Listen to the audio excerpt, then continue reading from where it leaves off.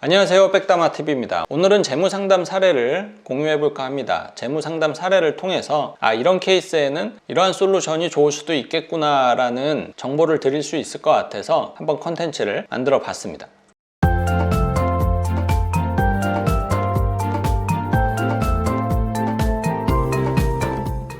그리고 첫 번째 사례는 이런 고민을 갖고 계셨던 분이었습니다. 집 살 돈 한 1억 정도의 여윳돈이 있는데 이거를 뭐 당장 집 살 거는 아니니까 어떻게 활용을 하는 것이 좋을까, 그러니까 어떻게 재테크를 할까, 이 고민을 갖고 계셨던 의뢰인이셨어요.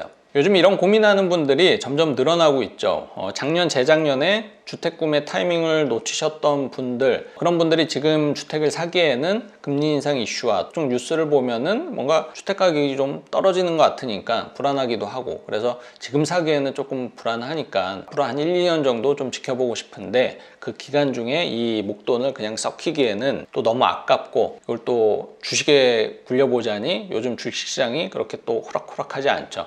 그래서 고민이 더 큰 요즘인 것 같습니다. 자, 일단 의뢰인의 기본 정보는 30대 초반이셨고 미혼이셨고 대기업에 다니셨던 분이었어요. 그리고 한 달에 저축할 수 있는 돈의 여력은 약 한 200만 원 정도셨으니까 굉장히 좀 알뜰하신 분이셨습니다. 제가 매번 이제 상담을 하다 보면 꼭 말씀을 드리는 게, 재무 목표에 따라서 자산 배분, 재테크에 대한 방향성을 고민하셔야 된다. 단순하게 그냥 돈과 투자 기간 그리고 투자 성향만 고려해서 돈을 굴리시는 게 좋지 않다라고 말씀을 드리거든요. 왜냐면은 이 재무 목표별로 돈을 굴릴 수 있는 기간이 다르고 또 특징이 다르기 때문에 자산 배분을 굉장히 차별적으로 해야 되기 때문이에요. 그래서 재무 목표의 특징을 파악을 하는 게 굉장히 중요한데요. 일단 재무 목표 중에 이 내 집 마련 같은 경우에는 이런 특징을 갖고 있습니다. 첫 번째는 일단 내 집 마련이라는 것이 순수하게 내 현금 100%로 달성하는 분들이 그렇게 많지 않죠. 거의 없죠. 많은 사람들이 이 레버리지 효과, 그러니까 부채를 활용을 해서 내 집 마련이라는 재무 목표를 달성하고자 합니다. 그리고 두 번째는 이런 특징 때문에 이 내 집 마련이 사실 굉장히 이 규모 면에서는 단기간에 달성하기가 좀 어려운 목표라서 장기적인 재무 목표라고 할 수 있는데, 이 레버리지 효과를 쓸 수 있다 보니, 혹은 부모님의 도움도 중간에 받을 수 있다 보니까는 꼭 장기 목표가 아닐 수도 있다. 오히려 굉장히 단기 혹은 중기 목표일 가능성이 훨씬 더 높다라는 특징을 갖고 있습니다. 그리고 또 굉장히 독특한 특징 중에 하나가, 이 내 집 마련을 하기 전에 이 돈을 계속 굴리기 굉장히 어렵다. 왜냐면은 결국에는 나는 어디선가 살아야 되는데, 그러면 월세를 살든 전세를 살든 보증금이라는 목돈이 필요하죠. 그래서 결국에는 그쪽으로 돈이 묶일 가능성이 굉장히 높은 재무 목표다. 그래서 결론적으로 내 집 마련이라는 재무 목표 같은 경우에는 이 유동성의 유연함이 굉장히 많이 확보가 되어야 되는 그러한 재무 목표라는 것입니다. 그래서 이 내 집 마련을 위한 자산 관리의 방향성에 대한 저의 결론은, 거치 자산에 한해서 적극적인 투자가 사실상 불가능한 재무 목표다라는 거예요. 물론 매달 저축하는 100만 원, 50만 원, 200만 원 이 돈을 갖고 내 집 마련을 하겠다. 그럴 경우에는 포트폴리오를 조금 더 적극적으로 구성할 수 있겠지만, 목돈 같은 경우에는 앞서 말씀드렸던 것처럼 일단 전세보증금으로 갈 확률이 굉장히 높기 때문에 이 돈을 갖고 뭔가 큰 돈을 굴려보겠다라고 주식을 한다든지 코인에 태운다든지 이렇게 하면은 굉장히 괴로울 수가 있다라는 거죠. 그러면은 어떻게 굴리는 것이 안전하면서도 효율성을 극대화시킬 수 있을 방법일까? 제가 제안드리는 솔루션은 첫 번째는 바벨 전략입니다. 원금 보장이 될 수 있는 자산 배분을 가장 우선적으로 제안을 하는 편이에요. 일단 바벨 전략이라는 게 뭐냐면은, 이 자산 배분을 바벨처럼, 이렇게 역도 이거 드는 것처럼 하는 건데, 무슨 말이냐, 이 끝에 무게가 결국에는 이 바벨의 무게를 결정을 하잖아요. 그래서 전체적인 자산의 대부분은 가운데, 그러니까 안전자산에 편입을 시키고 정말 극소수만 끝에 편입을 시킴으로써 어떤 주식시장이 위험에 빠졌을 때 최악의 경우에도 이 전체 자산이 원금 손실을 입지 않을 정도로 자산 배분을 해놓는 것을 이 바벨 전략이라고 합니다.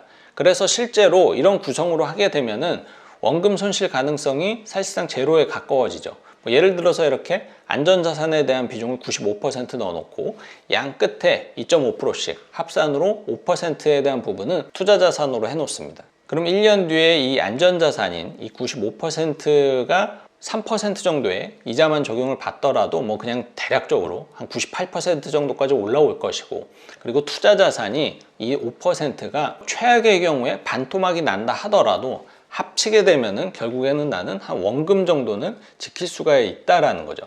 그러니까 나는 죽어도 원금 손실은 입기 싫은데 뭔가 시장이 좋으면은 플러스 알파의 성과를 거두고 싶다 하시는 분들, 사실 이 투자 관련된 이야기를 하면서 가장 어려운 이 투자 성향인데요. 그렇잖아요. 잃기는 싫고 근데 또 많은 돈은 얻고 싶고, 사실 그렇기가 어렵거든요.